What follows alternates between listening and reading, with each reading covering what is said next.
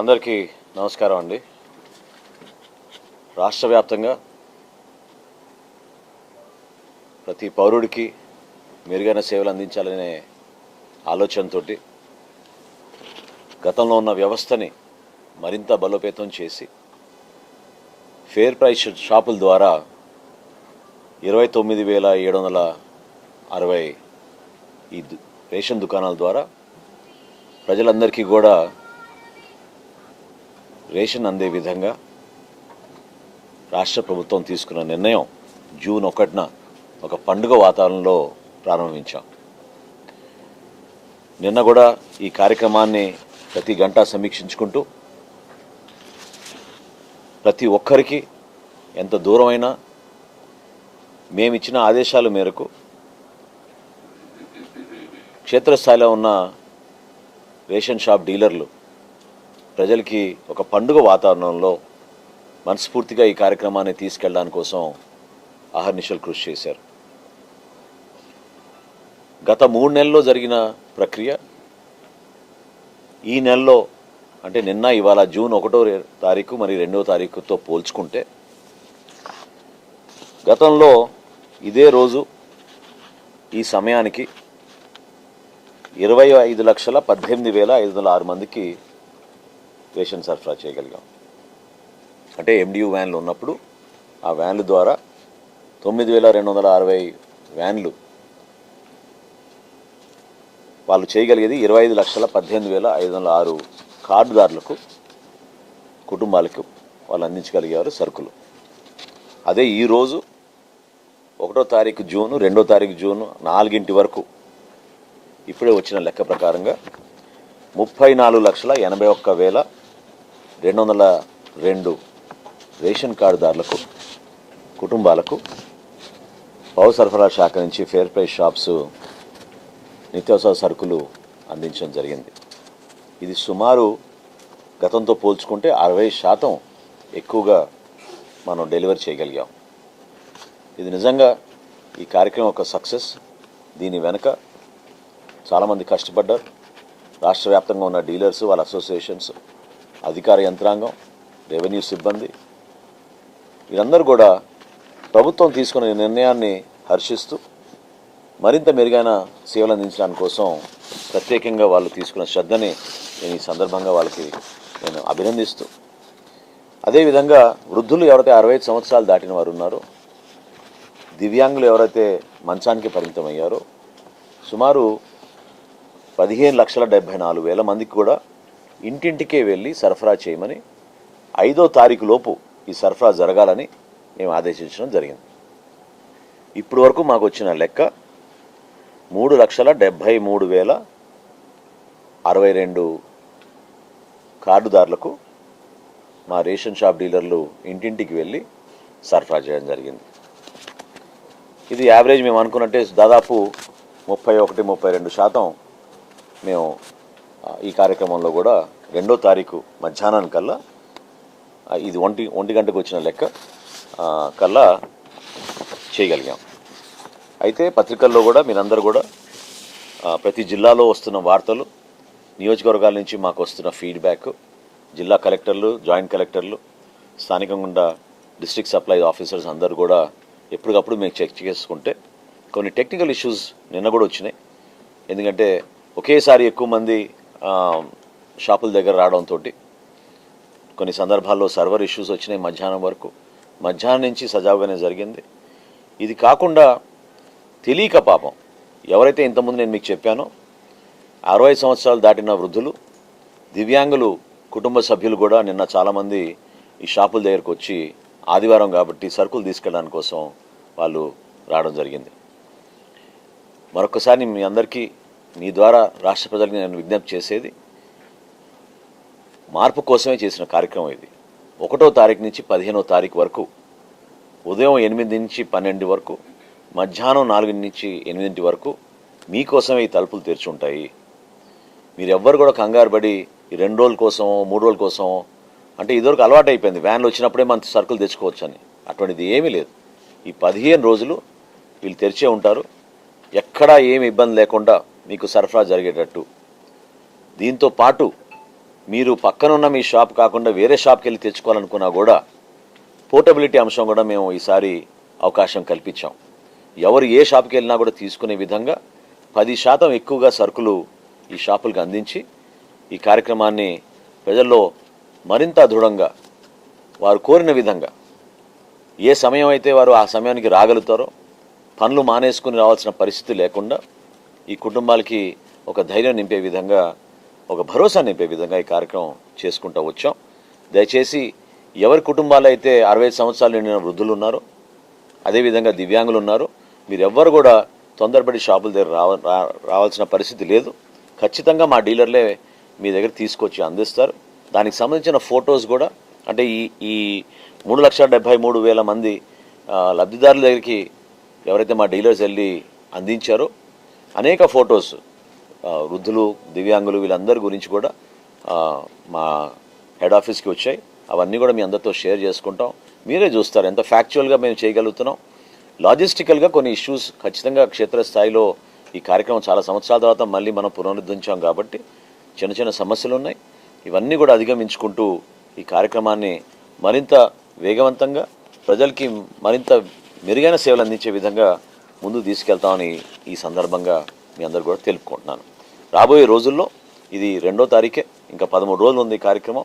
ఆదివారంతో సహా మేము అందిస్తాం ఈ సరుకులు.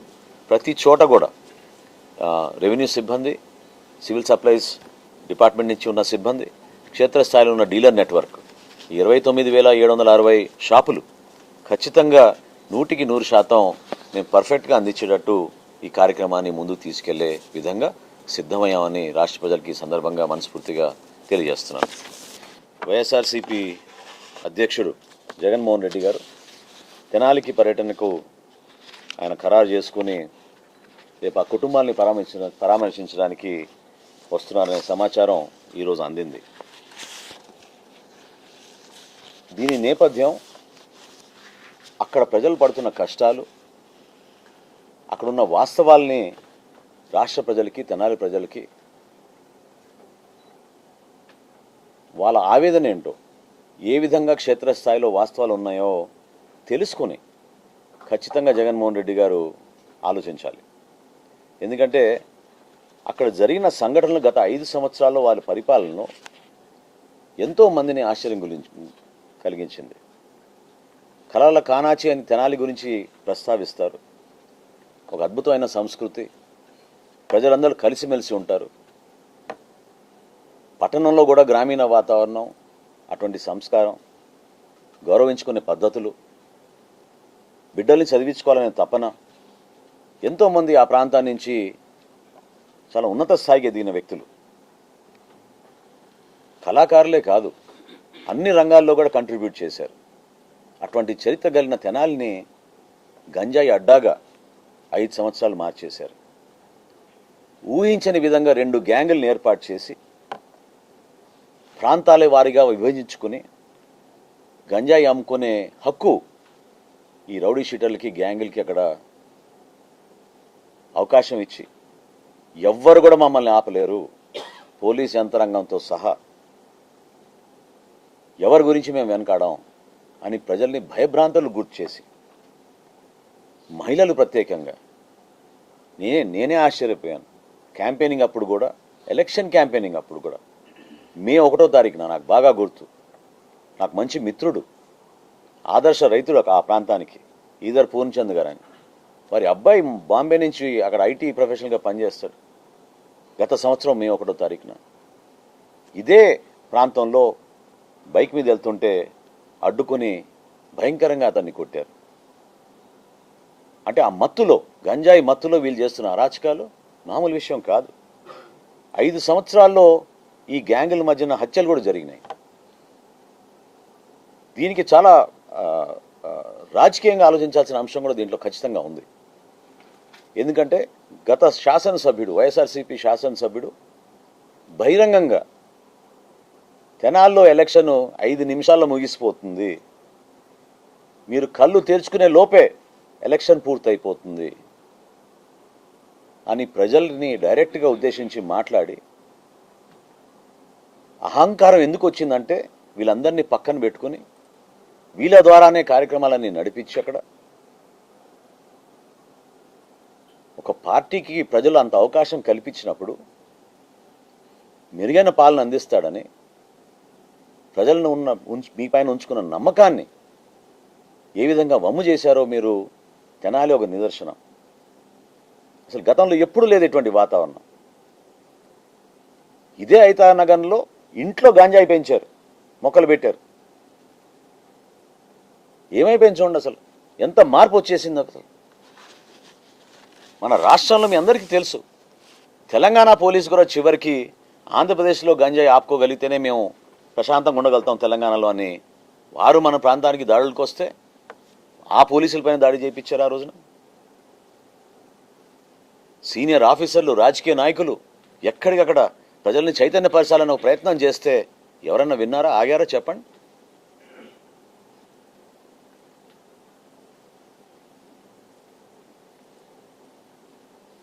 అటువంటి సంస్కృతి గతంలో ఎప్పుడు లేదు. ఈ కొత్త సంస్కృతి వీళ్ళు తీసుకొచ్చి అరాచక శక్తుల్ని, హిస్టరీ షీటర్లని, ఎవరిపైన 10 కేసులు, 12 కేసులు, 13 కేసులు ఉన్నాయో వాళ్ళు కూడా లా అండ్ ఆర్డర్ అంటే అసలు భయమే లేనట్టుగా, ఎవ్వరు మమ్మల్ని అడ్డుకోలేరు, మా కార్యక్రమాలు మేము చేసుకుంటూ వెళ్తాం, తోచిన విధంగానే మేము పనిచేస్తాం అనే ఆలోచనతో ఎంతమందిని ఇబ్బంది పెట్టారు చూడండి. నేను ఇందాక చెప్పాను, నేను డైరెక్ట్గా గతంలో ఉన్న శాసనసభ్యుడు, వైఎస్ఆర్సీపీ శాసనసభ్యుడు 5 నిమిషాల్లో ఎలక్షన్ ముగిస్తా అని చెప్పిన వ్యక్తి ఆ రోజున పోలింగ్ రోజు సుధాకర్ అనే వ్యక్తి ఇంతమంది వెళ్ళిపోతున్నారు లోపలికి, మేము 3 గంటల నుంచి మేము క్యూ లైన్లో ఉన్నామంటే విచక్షణ రహితంగా ఎంత దారుణంగా ఆయన ఆ రోజు కొట్టారో మీరు అందరు చూశారు, రాష్ట్ర ప్రజలందరూ చూశారు. దీనికోసమే వీళ్ళు చేసిన ఈ పన్నాగం, ఈ ఎత్తు కూడా దానికోసమే. ఇటువంటి అరాచక శక్తుల్ని, గ్యాంగుల్ని ఇట్లా తయారు చేసి ఎలక్షన్ అనేది జరగకూడదు, జరగనివ్వం, 5 నిమిషాల్లోనే ఎలక్షన్ పూర్తయిపోతుందని చెప్పి మాట్లాడిన వ్యక్తులు వీళ్ళు.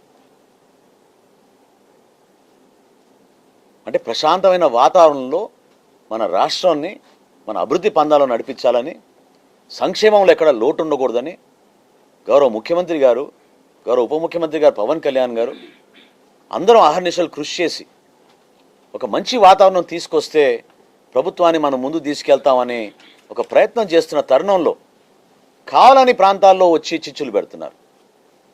కావాలని అనవసరంగా ఇటువంటి అరాచక శక్తుల్ని పోషించడానికి కోసం చేస్తున్న ప్రయత్నం ఇది.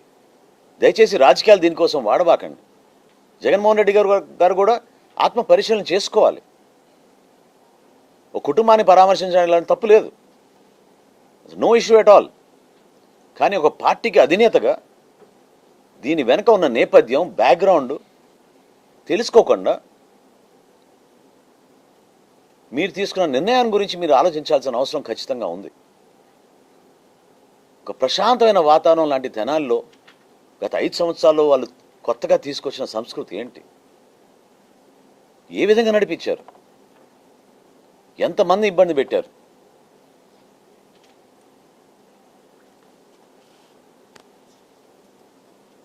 ఆ రోజున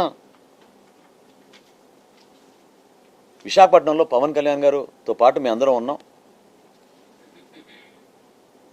గంజాయి నిర్మూలన గురించి ఉత్తరాంధ్రలో ఒక ఆపరేషన్గా చేద్దామని చెప్పి ఉన్నతాధికారులు, పోలీసులు ఆ రోజున ఎక్కడ పడితే అక్కడ గాంజాయి పొలాల్లోకి వెళ్ళి నిప్పులు అంటించి ప్రజల్లో చైతన్యం తీసుకురావాలని ప్రయత్నం చేస్తే అధికారులను ట్రాన్స్ఫర్ చేసేశారు.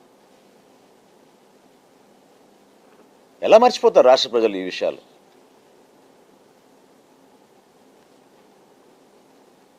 ఈ ఐతానగర్ని ఆనుకుని తేలప్రోలు అనే గ్రామం ఉంది. 100% అక్కడ ముస్లిం సోదరులే ఉంటారు ఆ గ్రామంలో. ఎలక్షన్ క్యాంపెయిన్ అప్పుడు నేను వెళ్ళినప్పుడు తల్లులు ఎంతోమంది ఒక అడుగు లోపలేసి మా ఇంట్లోకి రండి అని చెప్పి బతిమలాడి, మేము బయట చెప్పుకోలేకపోతున్నాం. ఎందుకంటే ఆ ఊరు నుంచి చదువుకోవడానికి స్కూల్కి వెళ్ళాలంటే ఒకటే ఒక రోడ్డు ఉంది ఈ ఐతానగర్ లాంటి ప్రాంతంలోంచి. మా బిడ్డల్ని మేము స్కూల్కి పంపించలేకపోతున్నాం అని ఎంతోమంది తల్లులు నాతో ఏడ్చి చెప్పుకున్నారు ఆ రోజున. వారి ఆవేదన వినరా మీరు జగన్మోహన్ రెడ్డి గారు? లా అండ్ ఆర్డర్ సిచ్యువేషన్ రాకూడదు, పీస్ఫుల్ వాతావరణం రావాలి అని ఏ ముఖ్యమంత్రి అయినా కోరుకుంటారు కదా. మీరు కూడా 5 సంవత్సరాలు ముఖ్యమంత్రిగా చేశారు కదా. పోలీస్ యంత్రాంగానికి ఆ విధమైన ఇన్స్ట్రక్షన్స్ ఇచ్చి ప్రతి ఒక్క పౌరుడు ధైర్యంగా తన పని తను చేసుకునే విధంగా యంత్రాంగాన్ని ఉపయోగించాలి. కానీ పర్పస్ఫుల్గా ఒక కొత్త వాతావరణం సృష్టించడానికి వీళ్ళు చేస్తున్న ప్రయత్నాన్ని ఖచ్చితంగా మేము ఖండిస్తున్నాం.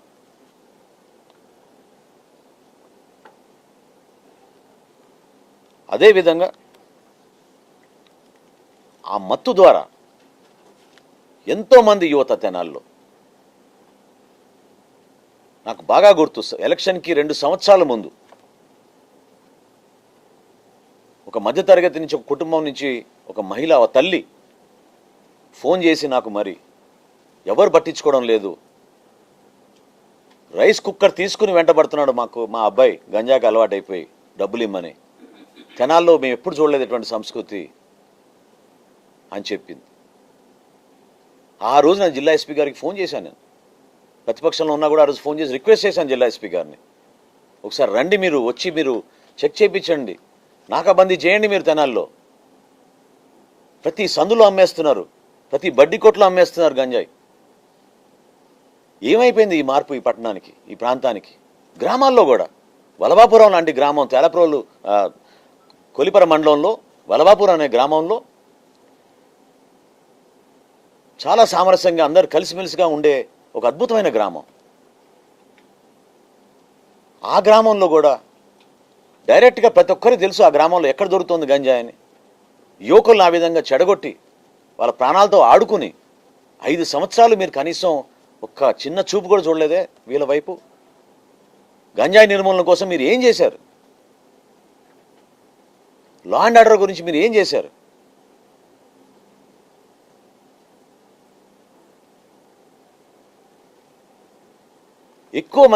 ఎక్కువ శాతం తెనాలి ప్రజలు ఈరోజు కోరుకుంటున్నారు, దయచేసి మీరు రేపటి రోజున అక్కడ వచ్చి పర్యటనకి మీరు ప్రజల్లో మళ్ళీ ఇంకోసారి అనవసరమైన రాద్ధాంతం సృష్టించి, ప్రజల మధ్య విభేదాలు సృష్టించి,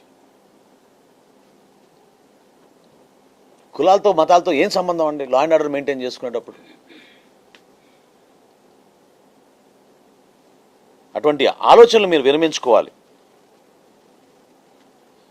సమాజంలో చీలిక చేయడానికి కోసం, తద్వారా రాజకీయ లబ్ధి పొందడానికి కోసం గతంలో ఇదే వైఎస్ఆర్సీపీ ప్రభుత్వం కోనసీమలో ఏ విధంగా అలజడి సృష్టించిందో మీ అందరికి గుర్తు చేయాలి. ఈ సందర్భంగా ఎక్కడైనా ఊహించామా మనం? అమలాపురంలో ఏ విధంగా వర్గాల మధ్య చిచ్చులు పెట్టి రాష్ట్రం అంతటా ఒక సంచలనం సృష్టించి ప్రజల్ని భయభ్రాంతులు గుర్తు చేసి, దేనికోసం? ఈ రాజకీయ లబ్ధి కోసమా? దీనికోసమా మనం రాజకీయ నాయకుల్లో మనకు కోరుకునేది? మన పదవులు రావాలి, కష్టపడి పనిచేయాలి, రాష్ట్రానికి దేశానికి మంచి పేరు తీసుకురావాలి, మన బిడ్డలకి ఉపాధి అవకాశాలు కల్పించాలనే ఆలోచనలు మీరు మానుకుని ఇటువంటి ఆలోచన ద్వారా మీరు వెళ్తుంటే తెనాలి నియోజకవర్గ ప్రజల తరఫున ఎంతో ఆవేదనతోటి అక్కడ శాసనసభ్యుడిగా నేను మాట్లాడుతున్నాను ఈ రోజు. దయచేసి ఇటువంటి ఎంకరేజ్ చేయబాకండి. ఈ రేషన్ డీలర్ల ద్వారా రేషన్ పంపిణీ చేస్తారు. ఈ రేషన్ డీలర్ల ద్వారా రేషన్ అక్రమ రవాణాను అరికట్టడానికి మీరు ఎటువంటి చర్యలు తీసుకుంటారు? మంచి పాయింట్. ఫస్ట్ ఇంకొక నిన్న ఉదయం ఏమో తంబేసి రేషన్ ఇచ్చారు, సాయంత్రానికి లోడ్ ఎత్తి పంపించారు. అంటే అక్రమ రేషన్ తరలింపు, తంబేయడం, డబ్బులు ఇవ్వడం. నెక్స్ట్ వన్, ఈ పోస్ట్ మిషన్కి ఎలక్ట్రానిక్ డివైస్ వెయింగ్ మిషన్కి ఇంటరాక్షన్ లేకుండా ఈ పోస్ట్ మిషన్లో మాన్యువల్గా ఎంటర్ చేయడం, వాళ్ళకి నచ్చిన తూకం వేయడం, ఇవ్వడం. ఇవన్నీ కొంచెం ఎవిడెన్స్ ఉంది అడుగుతున్నాం. తప్పలేదు. కొన్ని ప్రాంతాల్లో, కొన్ని షాపుల్లో నెట్వర్క్ సరిగ్గా పనిచేయని ప్రాంతాల్లో కొంతవరకు ఇంకా అటువంటి కార్యక్రమాలు జరగవచ్చు. 29,760 షాపుల్లో మా సివిల్ సప్లైస్ డిపార్ట్మెంట్ నుంచి మేము ట్రైనింగ్ ఇచ్చాం, దానికి సంబంధించిన యంత్రాలు ఇచ్చాం. ఎక్కడైతే ఇంటర్నెట్ ఇబ్బంది ఉందో బ్లూటూత్ వాడమని చెప్పాం. వేయింగ్ మెషిన్కినో మీరు ఇందాక అన్నట్టు ఈపాస్ మెషిన్కి అనుసంధానం చేసుకునే విధంగా. అదే కాకుండా రాబోయే రోజుల్లో ఈ కార్యక్రమం నిన్నే మొదలుపెట్టాం కాబట్టి ఖచ్చితంగా ప్రతి బ్యాగ్కి మేము క్యూఆర్ కోడ్ పెట్టబోతున్నాం. At the same time cameras కూడా, సీసీ కెమెరాలు ఈ షాపుల్లో మేము ఏర్పాటు చేయబోతున్నాం. మీరు గమనించాల్సింది ఏంటంటే, గతంలో బఫర్ స్టాక్ నుంచి ఎంఎల్ఎస్ పాయింట్ నుంచి ఎండియు వ్యాన్లకి వెళ్ళేది. ఎండియు వ్యాన్లు ఒక ఎండియు వ్యాన్ 3 షాపులకి సరుకు తీసుకునేవాళ్ళు. సో ఆ ప్రాంతంలో ఎవరికి కూడా ఎంత సరుకు తీసుకున్నారో ఎక్కడ తీసుకెళ్తున్నారు అనేది లెక్క ఉండేది కాదు, తెలిసేది కూడా కాదు. కానీ ఈసారి ఖచ్చితంగా ట్రాన్స్పరెన్సీ ఉంటుంది, పారదర్శకతతోటి. ఆ ప్రాంతంలో ఉన్న ఆ సరుకు ఆ పర్టికులర్ రేషన్ షాప్లోనే స్టాక్ చేసుకుంటారు. కాబట్టి ప్రజలు కూడా గమనిస్తూ ఉంటారు. ఎక్కడైనా ఇటువంటి అక్రమ రవాణా జరుగుతుందనే విషయాలు వారి దృష్టికి వస్తే తప్పకుండా మీరు అక్కడ క్యూఆర్ కోడ్ అక్కడే ఉంటుంది షాప్ దగ్గర. క్యూఆర్ కోడ్లో మీరు స్కాన్ చేసి ఇమీడియట్గా మీరు మాకు మెసేజ్ పంపిస్తే తప్పకుండా మేము యాక్షన్ తీసుకుంటాం. డెఫినెట్గా దీని గురించి ఏ విధంగా దీన్ని అరికట్టాలనే ఆలోచనతోటే మేము కొత్త విధానాలు, మార్పులు తీసుకొస్తూనే ఉన్నాం. దానికి ఖచ్చితంగా మేము కట్టుబడి ఉంటాం. ఆ మార్పు చూపిస్తాం మీకు.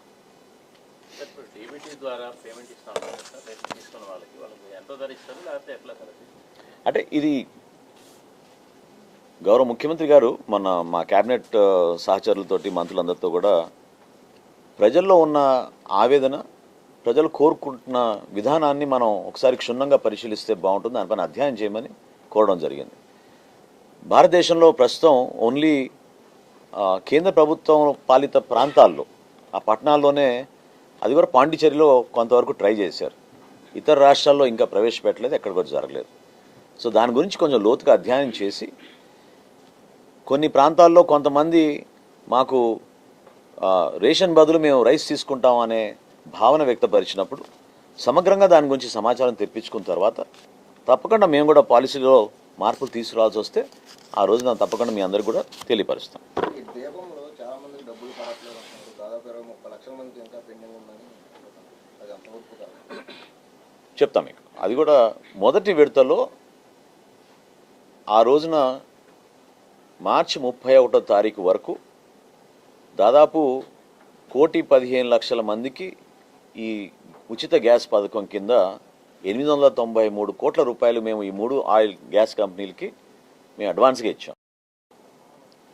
అయితే ఆయిల్ కంపెనీస్ ఏం చేశాయంటే మార్చి 30 వాళ్ళు డెలివరీసే తీసుకుంటారు, ఆర్డర్స్ కాదు. సో మార్చి 28వ తారీఖు కట్ ఆఫ్ పెట్టుకుని ఆ రోజు వరకు జరిగిన డెలివరీస్ వరకే వాళ్ళు తీసుకున్నారు. అంటే దాదాపు 1 కోటి మందికే మనం ఫస్ట్ ఫేజ్లో ఇవ్వగలిగాం. సో ఆ స్పిల్ ఓవర్ ఏదైతే ఉందో, ఆ స్పిల్ ఓవరు ప్లస్ ఫేజ్ 2లో మనం ప్రారంభించిన ఇప్పటివరకు 76 లక్షల మంది బుకింగ్స్ జరిగినాయి. ఇక్కడ కొంచెం జాప్యం జరిగింది, ఇది వాస్తవం. ఎందుకంటే మేము రీకన్సిలేషన్ చేసుకోలేకపోతున్నాం. ఇది కేంద్ర ప్రభుత్వంలో ఉన్న ఆ ఆయిల్ కంపెనీస్ వాళ్ళ అకౌంట్స్ నుంచి మాకు రావాల్సిన ఈ రీకన్సిలేషన్ పూర్తి స్థాయిలో జరగలేదు. అది టెక్నికల్ ఇష్యూనే. వాళ్ళు ప్రతి వారం మేము వెంటబడుతూనే ఉన్నాం. ఒక 2 రోజుల్లో మేము మీకు సమాచారం అంతా అందిస్తామంటున్నారు. దానికోసం ఆగుంది తప్ప ఇంక దాంట్లో జాప్యం వేరేగా లేదు. ఖచ్చితంగా ప్రతి ఒక్క లబ్ధిదారుడికి ఈ ఉచిత గ్యాస్ పథకం దీపం 2 కింద ఈ 2వ విడతలో రావాల్సిన పేమెంట్ కొంతమందికి దానికోసమే ఆగింది. అది తప్పకుండా మేము ఇచ్చేస్తాం. ప్రతి ఫేజ్ అంతేనండి. లేదండి, ఫేజ్ 1 ఫేజ్ 2 అంతే. ఇప్పుడు ప్రభుత్వం గౌరవ ముఖ్యమంత్రి గారు తీసుకున్న నిర్ణయం మేరకు ఫేజ్ 3లో ముందుగానే మేము డబ్బులు వాళ్ళ ఖాతాలోకి వేసేస్తాం. గ్యాస్ కంపెనీలతో సంబంధం లేకుండా 3వ విడతలో డైరెక్ట్గా వాళ్ళ ఖాతాల్లోకే వాళ్ళకి ఆ సబ్సిడీ అమౌంట్ మేమే డిపాజిట్ చేస్తాం. ఎలా గుర్తిస్తాం అంటే ఇప్పుడు బుక్ చేసుకున్న వాళ్ళకి మనం డబ్బులు వెనక్కి ఇస్తున్నాం. ఇప్పుడు డైరెక్ట్గా ముందేస్తే వేస్తామంటే రేషన్ కార్డు ఉన్న వాళ్ళు అందరికి ఇస్తామా? ఫిగర్ ఎట్లా గుర్తించాం? గ్యాస్ కంపెనీల దగ్గర వాళ్ళ కన్స్యూమర్స్ లిస్ట్ ఉంది కదండి. అంటే వాళ్ళ దగ్గర 1,54 లక్షల మంది ఉంది. మనం చేసిన ఈ కేవైసీ మనకున్న 1.46 ఉంది. సో తప్పకుండా మనకు వచ్చిన లెక్క మేరకు రఫ్లీ 1.22 1.24 ఈ గ్యాస్ బుకింగ్స్ చేసుకుంటున్నారు. వాళ్ళ వరకు తప్పకుండా మేము డిపాజిట్ చేస్తాం. న్యూ కనెక్షన్స్ వచ్చినాయి. ఇప్పుడు కొత్తగా మన 31 మార్చ్ తర్వాత వాళ్ళు కూడా అప్డేట్ చేసుకుని సుమారు 2,30,000 కొత్త కనెక్షన్స్ వచ్చినాయని మాకు గ్యాస్ కంపెనీ సమాచారం అందించారు. సో అది కూడా మేము క్రోడీకరించుకుని ఈ ఫేజ్ 3లో ఎట్లాగో ఉచితంగా వాళ్ళకి, ఉచితం కాదు ముందుగానే వాళ్ళకి ఇచ్చేద్దాం డబ్బులు అనుకుంటున్నాం కాబట్టి మేము చేసేస్తాం. ఓకేనా? థ్యాంక్ యూ సో మచ్ అమ్మా. Thank you.